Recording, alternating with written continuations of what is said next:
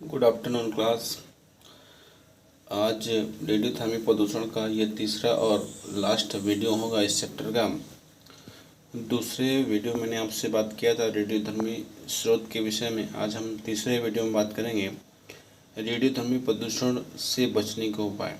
ठीक है, देखिए रेडियोधर्मी प्रदूषण से बचने के निम्नलिखित उपाय हैं।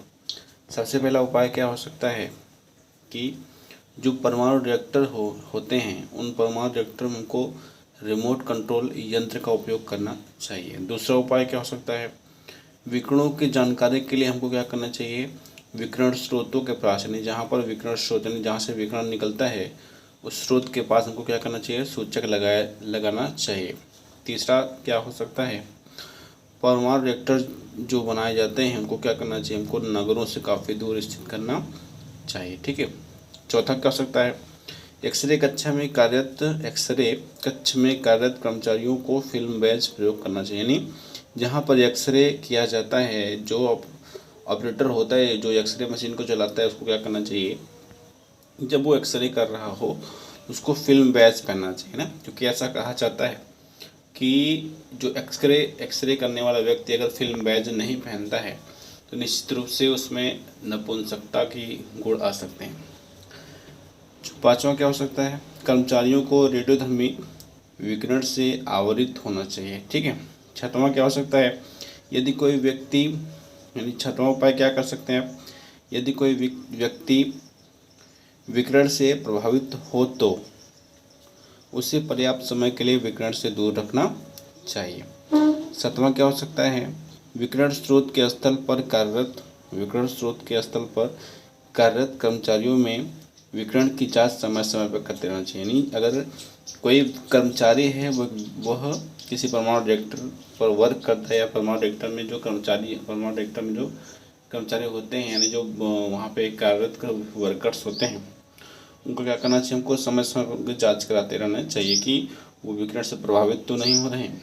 अच्छा, आठवां क्या हो सकता है, किसी नाभिकीय प्रक्रिया में अगर कोई रेडियोधर्मी पदार्थ जैसे गैस अवस्था में हो तो सांस लेते समय उसे शरीर में से जाने से रोकना चाहिए। अगर जैसे कि कोई विकिरण वहाँ से निकल रहा है गैसीय अवस्था में तो हमको उसका रोक करना चाहिए कि वो हमारे शरीर में प्रवेश करने ना पाए। नौवां क्या हो सकता है, यदि शरीर में कोई असामान्य परिवर्तन दिखाई दे तो उसकी जांच तुरंत करानी चाहिए। जैसे अगर आप रेडियोधर्मी विकिरण के संपर्क में आते हैं तो अगर आपके शरीर में कोई असामान्य परिवर्तन दिखाई देता है तो उसके लिए तुरंत हमको मतलब उसकी जांच करना चाहिए कि वो किस कारण से हो रहा है। 10वां क्या हो सकता है, रेडियो एक्टिव अपशिष्ट के समापन के लिए स्टील या कंक्रीट के पात्रों में बंद कर जमीन में काफ़ी गहराई में गाड़ देना चाहिए ना। जैसे रेडियोधर्मी अगर अपशिष्ट है तो उसके समापन के लिए हमको क्या करना चाहिए, चाहे स्टील या कंक्रीट के बने पात्र को क्या करना चाहिए, उसमें रख करके उसको ज़मीन के अंदर काफ़ी गहराई तक हमको गाड़ देना चाहिए। यानी ये सब उपाय करके हम रेडियोधर्मी प्रदूषण से बच सकते। चलिए मैंने आपको पहले वीडियो में आपको बताया था कि एक घटना के विषय में आपसे डिस्कशन करूँगा, चेरनोबिल कांड, उसके विषय में बात करते हैं। चलिए चेरनोबिल कांड के विषय में बात करते हैं। जैसे मैंने आपको बताया था कि यह घटना जो घटी थी वो 28 अप्रैल 1986 को घटी थी। आपको पता है कि 28 अप्रैल 1986 को सोवियत संघ एक राज्य है वहाँ पर कीवी शहर है। ठीक, सोवियत संघ राज्य के कीवी शहर से करीबन 80 किलोमीटर दूर एक वहाँ पर Chernobyl nuclear power plant station था, जहाँ पर क्या होता था वहाँ पर न्यूक्लियर का उपयोग किया जाता था। यानी एक न्यूक्लियर पावर प्लांट था, यानी वहाँ पर विद्युत उत्पादन किया जाता था। तो वहाँ पर 28 अप्रैल के दिन वहाँ पर न्यूक्लियर रिएक्टर जो होता वो पिघल गया था ना। न्यूक्लियर रिएक्टर पिघलने से वहाँ पर एक भीषण विस्फोट हुआ था, जिससे क्या हुआ वहाँ के जो पावर प्लांट था वहाँ के श्रमिक लोग, कर्मचारी लोग क्या हो गए, वो तो मतलब उस दुर्घटना में ग्रसित हो गए। अच्छा, और ऐसा कहा जाता है कि ये जो दुर्घटना थी वो 32 साल के इतिहास में सबसे बड़ा भीषण दुर्घटना कह सकते हैं। इसमें अनगिनत मौतें, अपंगता एवं शारीरिक तथा मानसिक क्षति मानव जाति को क्या झेलना पड़ा।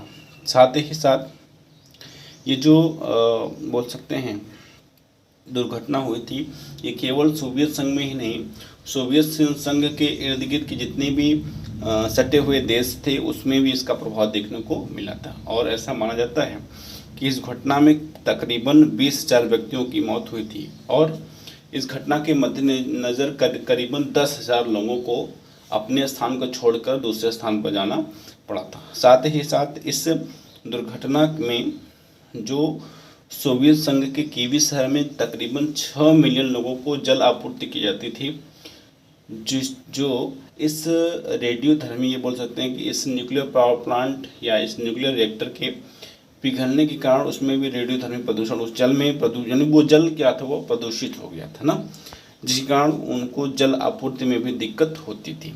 ठीक है, इन सब चीज़ को देखते हुए सोवियत संघ सरकार ने जो पर्यावरण नियंत्रण कानून 1986 का पुनः संशोधन किया, पुनः संशोधन करते हुए मई 1986 में एक नियम लागू किया कि जो पर्यावरण नियंत्रण कानून बनाया गया है वह केवल जल एवं वायु के लिए ही सीमित नहीं होना चाहिए, अपितु सभी के लिए इसके लिए कानून बनाने जाने चाहिए। इन सब चीज़ों को देखते हुए सोवियत संघ ने जब ये दुर्घटना हुई थी तो उन्होंने पूरे इस चेर्नोबिल जो न्यूक्लियर पावर प्लांट था उसको बंद कर दिया था। Okay, thank you. ये चैप्टर आपका ख़त्म हुआ।